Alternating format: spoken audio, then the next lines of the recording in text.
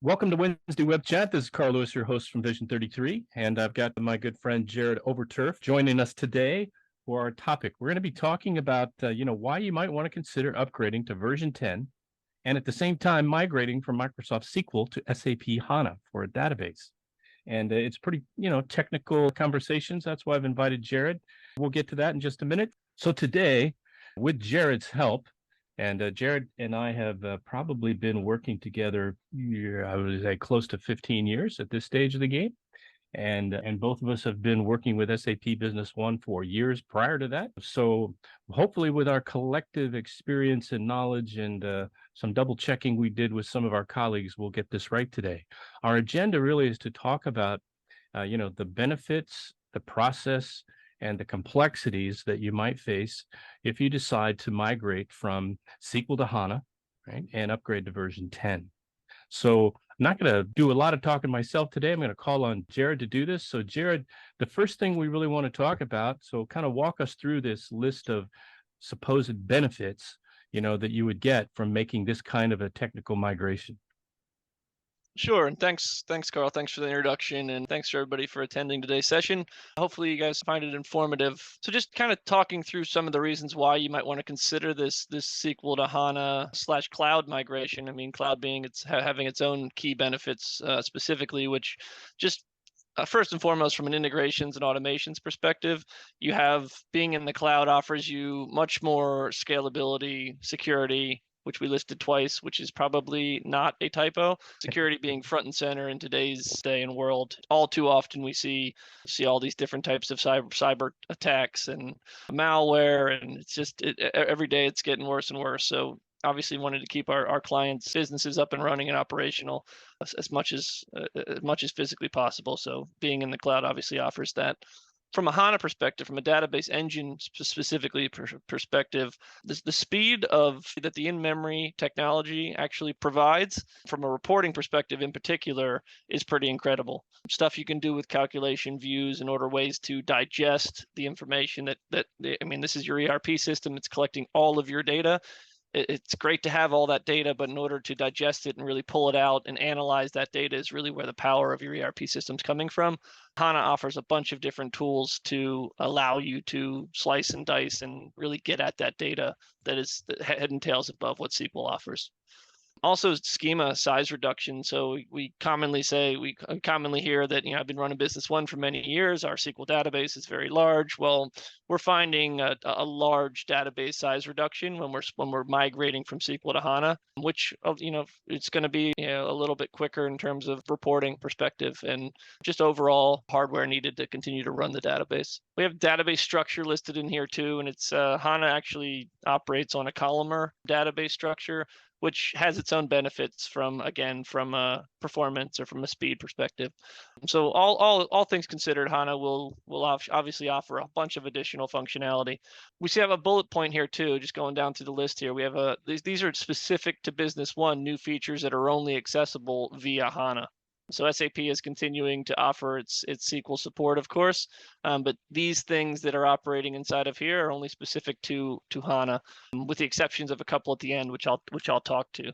So if going down through the list here, you have analytical portals, interactive analysis. These are some of those ways to digest that information that you're collecting through Business One through some pivot table sort of reporting. The analytical portal is just a way to kind of extend that out to a web portal that you can log into. With HANA, you also have a new cockpit, so it's a new user interface which allows you to digest the KPIs and dashboards that HANA provides. Pervasive analytics, like I just mentioned, the KPIs. That's really the mechanism behind actually running those different KPIs and dashboards. There is some specific functionality around schedule management, delivery schedule management, as well as enterprise search. There's an enhanced cash flow forecast report that is only available, as well as an advanced available to promise report that's only available with HANA. SQL does offer a web client. It's just it's a bit limited in terms of what it provides versus what the HANA web client provides. So there's more functionality that exists on the HANA web client side than does in SQL, but SQL does also have a web client. Same thing from a service layer perspective. In 10.0, SQL does offer the service layer, which many of you probably know, but it's limited in scalability in terms of what it provides versus what the service layer has to offer from a HANA perspective. And then we obviously have mobile applications. We mentioned that as those mobile applications being the V10 sales and V10 service app, which you guys may be aware of. SQL has its limitations from a performance perspective, where HANA gets the full availability from those mobile applications. So hopefully that kind of covered some of the key benefits of why you would consider migrating from SQL to HANA. It's quite a list, actually, Jared. I was wondering, we talk about, scalability with cloud. You've probably had customers that, needed to make, adjustments to their hardware because of, various things they did, maybe a new integration or something like that. What's that experience like for a customer in the cloud compared to somebody who's got an on-premises system? Well, that's a key reason behind moving to the cloud, Carl, in that we have essentially an unlimited resource center behind us that should we need to increase the size of any processors, memory, database disk size, or disk size, we can do that with, an hour, 15 minutes, 30 minutes, and maybe an hour of downtime. We can resize those boxes accordingly on the fly, and off you go. A lot of the times when you have on-premise hardware environments, first of all, you have a certain lifespan on them that's not overly long. Let's call it 3-5 years. At which point you are continuing to consume different resources for different machines that you might need to spin up. Oftentimes you just don't have the available resources you may need to be able to supply and support the technology platform that you're trying to provide. So when we say scalability, there is really limitless scalability on the cloud side for anything that might pop up or any changes you might make in your business. We have that ability to adapt and, accommodate for those things. Another thing I didn't see listed here is, the actual, call them, not this type of an upgrade where we're really trying to migrate from SQL to HANA, but once I'm on HANA and I look at doing upgrades in the future, let's say someday there's a version 11, is the upgrade experience easier if I'm in the cloud?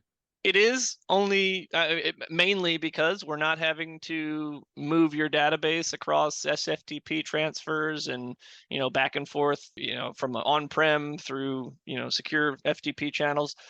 Everything would exist in the cloud already. So we'd be able to just simply stand up a new, let's say 11.0 brand new environment. We'd be able to move your database over to there very quickly and securely and perform the upgrade straight away. So yeah, it's going to be a bit more, I'll say, user friendly for us if you're cloud to cloud. But that said, I mean, moving over from an on-prem to the cloud is also a fairly simple process, and we're doing it more and more every day, to be honest, Carl. Yeah. Well, and one of the major reasons for this conversation today is really that we've been doing this a long time. I've got customers that I know, I'm sure you do too, that started with SAP Business One in about 2003. So that's like 20 years. And Yep. So a good number of them are still running Microsoft SQL and still running on-premises systems and are really great candidates for the approach we're taking today. So besides these benefits, which is pretty big list, I think next we wanted to talk about, what's the general process like, for someone who's, thinking about making this journey.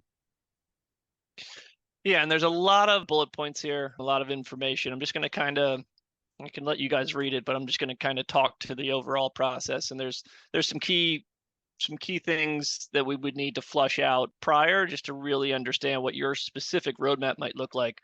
Realistically, the process simplified is, first of all, let's assume you're moving to the cloud and you want to be moving forward to 10.0 on our latest feature pack. We would stand you up that brand new cloud environment, right? And we'd install 10.0 latest feature pack, and we'd have a fresh, clean, best practices installation performed for you. At which point we'd have to, and I'm making the assumption that we'd be moving from, say, an on-prem SQL to a cloud HANA, at which point we'd have to take a backup of your SQL database. And we have in our cloud what we call them hop servers. So if you see that the third bullet point down there, you see a hop upgrade environment. We have these servers out there and available that are specifically in our AWS cloud environment to support upgrade processes for our clients. So depending on the version of your system, let's say you're one of those clients who are implemented way back in the day and you haven't taken advantage of upgrades, we may need to hop through a couple of different versions of upgrades to get you to 10.0. Assuming you're, say, 9.2 or later, theoretically, we should be able to take that database, and there's a two-step process. First, we need to do, and it doesn't matter in which order we do it, but typically we would migrate and then upgrade.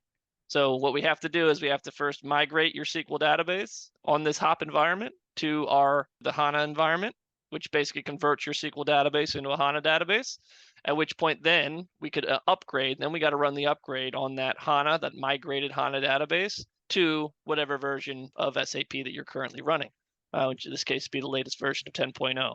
Now we have a fully migrated and upgraded database. So it's a two-step process, a migration and an upgrade.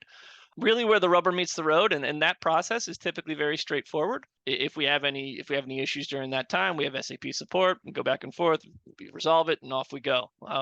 Meanwhile, we're definitely recording, we're documenting, the time it takes to convert the upgrade, to do both migration and the upgrade, as well as any fixes or corrections that need to be made along the way. These all are impacted come when we have to do this all over again, right? This is the test. We'd run the test first, make sure we understand everything, soup to nuts, any possible issues or challenges that we might have along the way. And then ultimately, we're going to do the final production upgrade. Everything's upgraded. We'll know how long it's going to take. We'll know all the steps we need to take to make it successful, and we'll get the go live happening. Now, I will say that the testing, the bullet point where we said test, and test some more, that's super key. And that's not just for a migration upgrade. It's for any upgrade, any implementation, to be honest. It's really having a thorough user acceptance testing and ensuring that everything that we know we need to operate in our existing environment operates the same way in this new HANA environment or better. That's key to a successful migration. So don't want to overlook that point either. But in general, Carl, I mean, that's essentially the steps we would go through, and in terms of moving from an on-prem SQL to a cloud-based HANA environment. There's a point in here, it's kind of hidden, but we're talking about migrating a database. This is 100% of everything, right? So no one's going to lose their history or anything like that in this process. This migrates everything over, right? That's absolutely correct. And the only other thing when relating to these different environments would be the attachments. So if you think that you have a shared attachment folder, you hear the term B1 share or the B1 SHR folder. Obviously, those things we would manually migrate over, both for testing and then for the final run. But everything else is contained and housed within your Business One database. So all of that is done and moved over during the migration. Correct. Yeah, one other thing about this, we're talking about moving from on-premises to the cloud. There are some customers that would still prefer on-premises systems, and some for legal reasons they have to do it that way. Is this process still capable of being done with local on-premises hardware and that sort of thing? Sure. That's actually a great question, Carl. Yeah, absolutely. So a couple of things to keep in mind if you did want to migrate over to HANA on-prem. One would be that HANA operates under very specific hardware, approved hardware guidelines.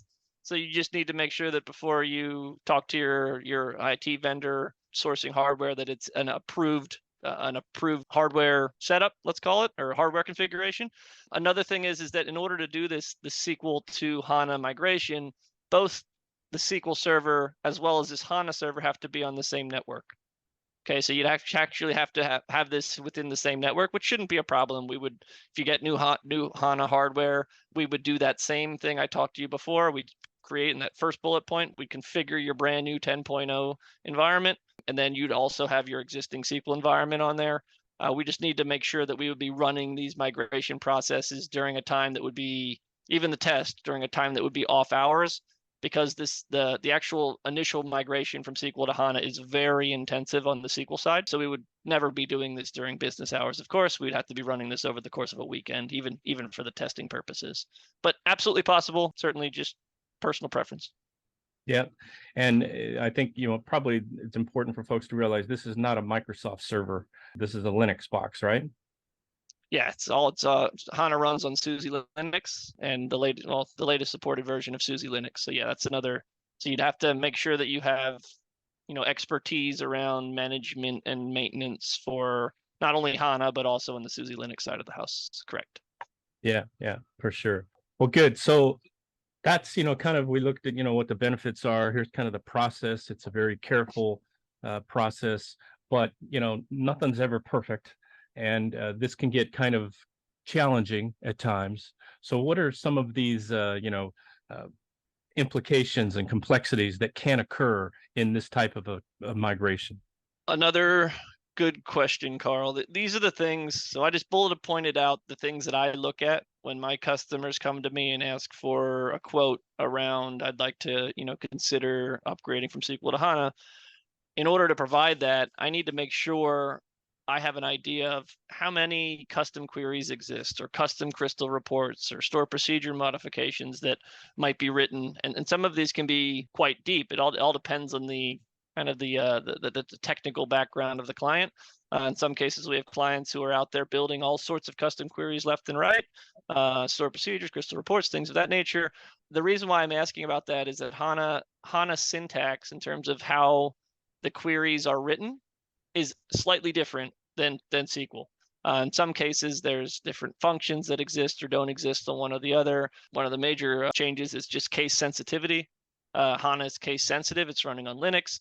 Therefore, all these custom queries and or crystal reports that were written without any case sensitivity need to be rewritten. So this is where potentially the dollars and cents could pile up if there's loads of these different customizations. And in a lot of cases, we don't have them. And there's a few different reports. Maybe there's a commissions report, or there's, one or two other things out there that need to be adjusted. And that's perfectly fine. I've also found that some clients prefer to actually take this on themselves and say, you know what, I have an IT staff, and you can teach us the new syntax, and we can rewrite these things. That's great as well. It just goes back to the whole documentation process during our testing phase to make sure that we know all of the different things, that all of the different reports or views or whatever it might be that need to be updated. We've documented those because, again, we're going to be doing this migration once again for production, and we need to make sure that all those changes are remade. Add-ons as well. I need to make sure, obviously, that the add-ons that you guys are currently running are supported on a HANA perspective. Most are these days, but we just need to make sure that they are. And then some of the things like the usability packages that might exist out there, whether it's BOEM or core systems or whatever it may be, those things often rely on SQL code as well. So if there's SQL code in there, again, we need to make sure that it's case sensitive, that we have our double quotes, and there's a bunch of little factors that go into play here. I definitely look at integrations as well. Do you have any integrations that currently exist? Are they with Saltbox? Are they with some other application? Again, anything that touches the SQL database currently, we need to make sure that we have a good understanding of where this SQL code is embedded within the database so we can update it according to HANA. Otherwise, we're going to have issues along the way. So that's like any kind of, website integrations, e-commerce stuff, all of that type of thing. Has to, each one of them, be reviewed to potentially have to rewrite it, basically, right? That's correct. And if during testing we'll find those things that are missed, and this is again going back to the user acceptance and the actual the importance of that step. Oftentimes, clients don't have all of these things that we need to review. There might be a few of these things here and there, but these are things that these are the questions that I ask, and the things that I look for within the database prior to reviewing and providing an estimate. So can you give us a couple of examples, or one example of a customer that recently made this journey and how it benefited them? Oh, sure. Yeah. I've actually had a client who made the journey from SQL to HANA, and they chose to do it on-prem, where they were able to realize, going back to the benefits tab, the whole process was really for them. They wanted additional analytical reporting, interactive analysis. They wanted to be able to slice and dice their data better, and they weren't being able to provide that with the current SQL version. And they also had interest in the advanced available to promise, as well as implementing the web client. So these are things that they implemented. They chose to do it on-prem initially. And then after, again, kind of some of the things that we mentioned was they didn't necessarily have internal expertise from a SUSE perspective. Their third-party IT did not either. And then they also didn't have HANA expertise, which makes sense. So they end up using us for kind of supporting their on-prem installation anyway. So just this last year, they analyzed, why are we not in the cloud? So they did the actual SQL to HANA conversion or migration, let's call it, on-prem, but now we're implementing a cloud migration as well, just because it makes more sense. It's less reliance on hardware and maintenance and security, as we talked through. So, yeah, I mean, it's certainly something that the benefits are out there. We need to obviously make sure that it's a good fit for the migration process. But yeah, we've done a bunch of these at this point, Carl, and so far everybody who's done has been happy with the results. That's always good to hear.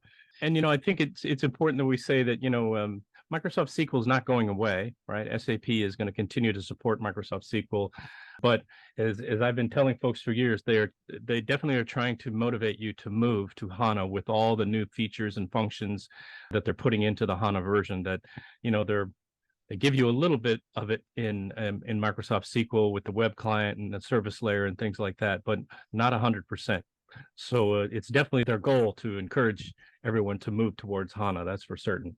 I don't see any other questions out there today. I just had that one about the on-premises systems. Jared, I think this has been great. And if somebody's interested in this and really wants to talk, more deeply about it and kind of begin their journey, their best step is to really kind of reach out to the CRM, the customer relationship management manager in their region, and they'll put them in touch with technical folks like you in each region. Is that the best approach?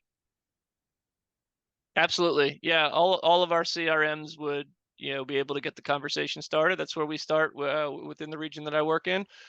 Typically, director of professional services or the delivery manager that is assigned to you is going to get involved early in this stage, just so we can evaluate and go through all these different things that I mentioned on the call today. But yeah, I mean, that would be a perfect place to get started, and then we'll work along with you on in talking through, like you said, some of the benefits and what this whole process will look like specific to your environment. Hey, Jared, that's great. I really appreciate you were putting in the time and effort to document a lot of these points and to speak with us today. It adds a level of credibility to this conversation. So we hope we'll get you back here again someday, because it was great having you. Anytime. Happy to come on, Carl. All righty. Hey, everyone, we'll see you again on the next episode of Wednesday Web Chat.